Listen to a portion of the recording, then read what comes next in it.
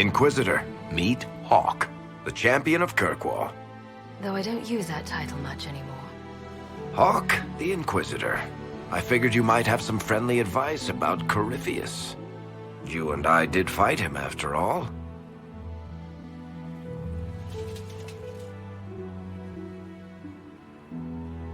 You've already dropped half a mountain on the bastard. I'm sure anything I can tell you pales in comparison. Oh, I don't know. You did save a city from a horde of rampaging Kunari. I don't see how that really applies. Or is there a horde of rampaging Kunari I don't know about? There's a Kunari. He almost qualifies as a horde all by himself. Fortunately, he's on our side. So, then, what can I tell you? Varric said that you fought Corypheus before. Fought and killed. The Grey Wardens were holding him, and he somehow used his connection to the Darkspawn to influence them. Corypheus got into their heads, messed with their minds, turned them against each other. If the Wardens have disappeared, they could have fallen under his control again.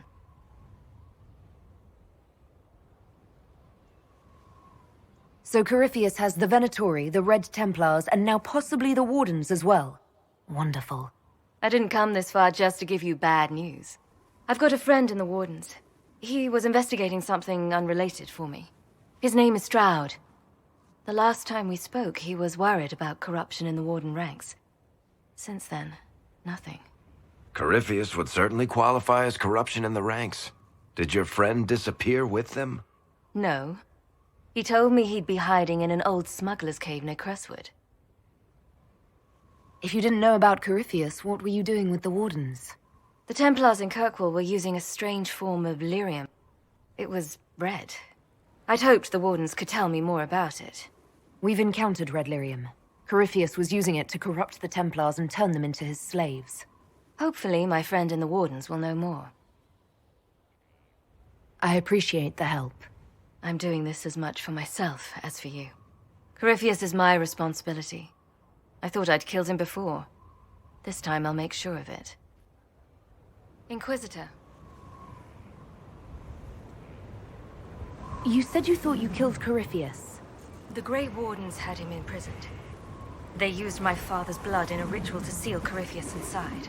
But he could still reach out and influence the Warden's thoughts. He sent them after me. And I didn't just think I killed him. When the fight was done, he was dead on the ground. Maybe his tie to the Blight somehow brought him back, or maybe it's old Tevinter magic, but he was dead, I swear it. And where did you go after the mages rebelled? I heard the Chantry might be sending an exalted march to Kirkwall to put down the rebellion. I hoped that leaving would save lives and force the Divine to divide her forces to come after me. As it turned out, I needn't have bothered. All the circles started rising up, and the exalted march never came. I'd like to know more about Anders. What was he like? Complicated. It's not like the minstrels make it out to be. He's not just a monster.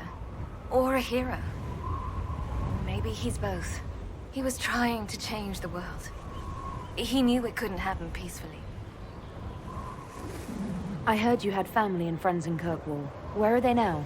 When the Wardens began acting strangely, I had my friend Aveline take my sister out of the Free Marches.